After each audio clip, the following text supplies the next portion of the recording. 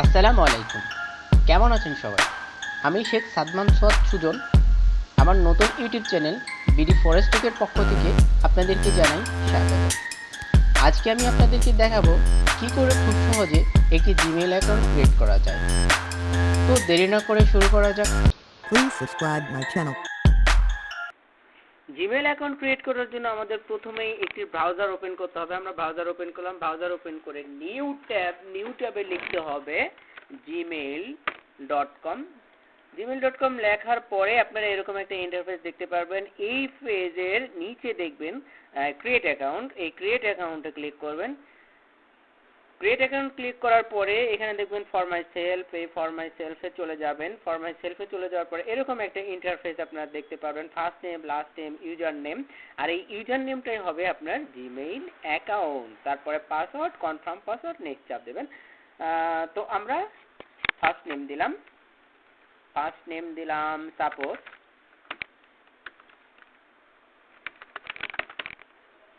Sheikh. First name দিলাম suppose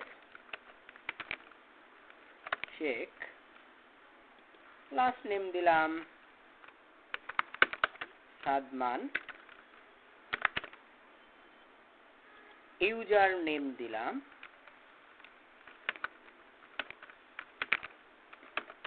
Sheikh Sadman. আপনারা আপনাদের ইচ্ছা মতো দিয়ে নেবেন। আমি আপনাদের দেখানোর জন্য দিচ্ছি। এবার gmail.com। এবার পাসওয়ার্ড সাপোজ আমি পাসওয়ার্ড একটা দিলাম।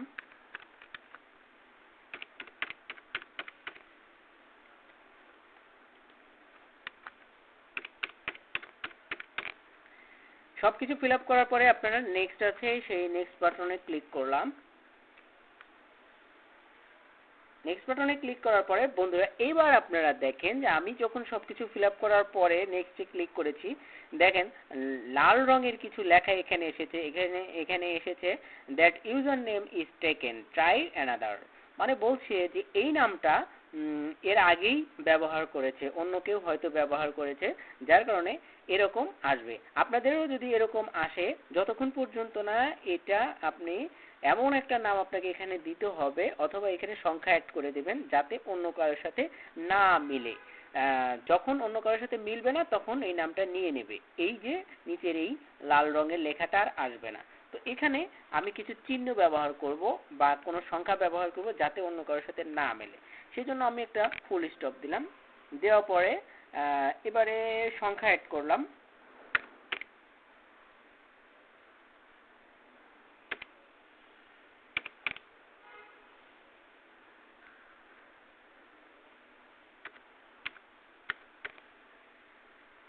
এই সংখ্যাটা দিলাম।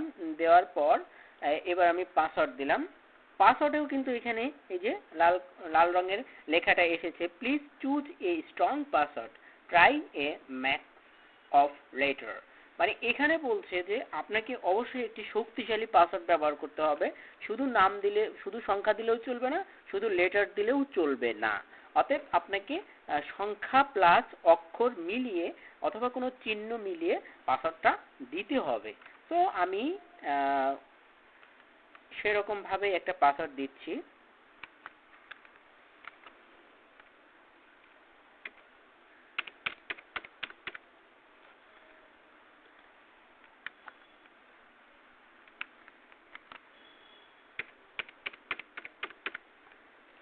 এরপরে আমরা নেক্সট ক্লিক করলাম।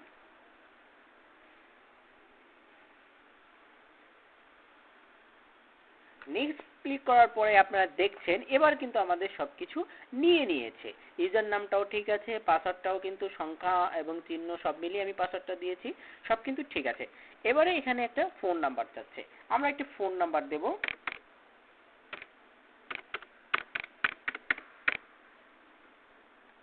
এবার নেক্সট। এখানে আপনারা একটা ফোন নাম্বার দিবেন, ফোন নাম্বার দেওয়ার পরে নেক্সটে চাপ দিবেন, নেক্সটে চাপ দেওয়ার পরে এখানে একটা ভেরিফাই কোড চাইবে। এইখানে এই ভেরিফাই কোডটা হচ্ছে আপনারা যে মোবাইল নাম্বার দিয়েছেন সেই মোবাইল নাম্বারে আপনার একটা কোড চলে যাবে, সেই কোডটা এখানে বসাবেন। আমি আমার ফোনে কোডটা চলে এসেছে, আমি কোডটা দিয়ে দিই।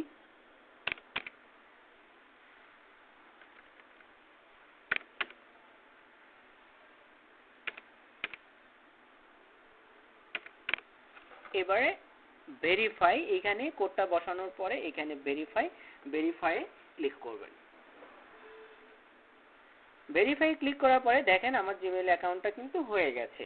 এই যে দেখেন এইখানে মোটামুটি জিমেইল অ্যাকাউন্টটা ক্রিয়েট হয়ে গেছে। এই যে আমার জিমেইল আইডিটা, এই আইডিটা আর পাসওয়ার্ডটাই আপনার লাগবে। আইডিটা আপনারা অবশ্যই সংরক্ষণ করে রাখবেন, এখনই কোথাও লিখে রাখেন, কারণ এই আইডিটা ভুলে গেলে আর পাসওয়ার্ডটা ভুলে গেলে আপনি কিন্তু জিমেইল অ্যাকাউন্টে ঢুকতে পারবেন না। আচ্ছা দেখ, আমরা নেক্সটে চলে যাই। এরপরে এইখানে একটা অপশন আছে যে রিকভারি ইমেল অ্যাড্রেস অপশন। এখানে রিকভারি ইমেল অ্যাড্রেসে আপনারা এর মানে হচ্ছে যে আপনাকে আরো একটি ইমেল আইডি দিতে হবে, অন্য কারো ইমেল আইডি দিতে হবে, যাতে এই ইমেল আইডিটা বা এই জিমেল আইডিটা যদি প্রবলেম হয় তাহলে আপনার ওই অন্য জিমেল আইডি দিয়ে সলভ করতে পারবেন। সেজন্য আমি এখানে অন্য কারো জিমেল দিচ্ছি বা আমার অন্য একটি ইমেল আইডি এখানে বসাচ্ছি।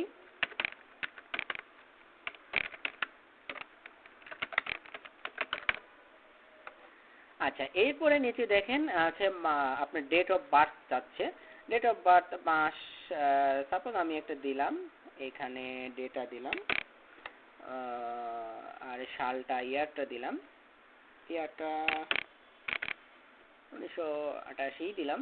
আর জেন্ডার, এরপরে দেখেন এখানে আছে জেন্ডার। জেন্ডারের ঘরে ক্লিক করার পরে আপনারা দেখবেন মেল ফিমেল এগুলো আছে। যেহেতু আমি মেল দিলাম, আপনারা মেল অথবা ফিমেল যাই হন সেটা দিবেন। এরপরে পূরণ করা হয়ে গেলে আমরা নেক্সটে চাপ দেব।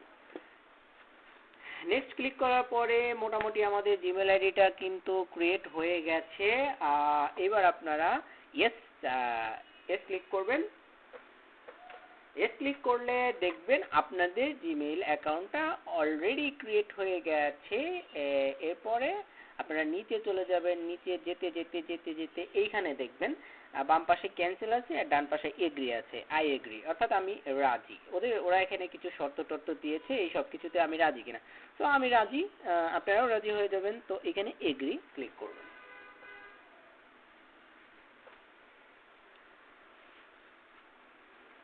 এগ্রি ক্লিক করার পরে দেখবেন আপনার জিমেইল অ্যাকাউন্টে অটোমেটিকলি সাইন ইন হয়ে আপনাদের জিমেইলে ঢুকে যাচ্ছে। আপনার পেজ দেখাবে ইয়েস, এই তো আমার জিমেইল অ্যাকাউন্টটা সাকসেসফুল হয়েছে এবং অটোমেটিকলি সাইন ইন হয়েছে।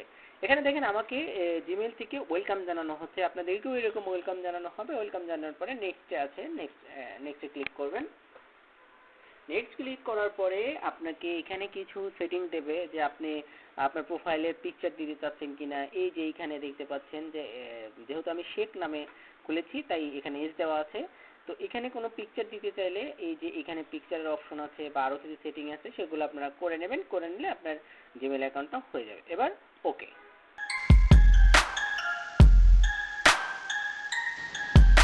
এই ছিল আমার আজকের ভিডিও।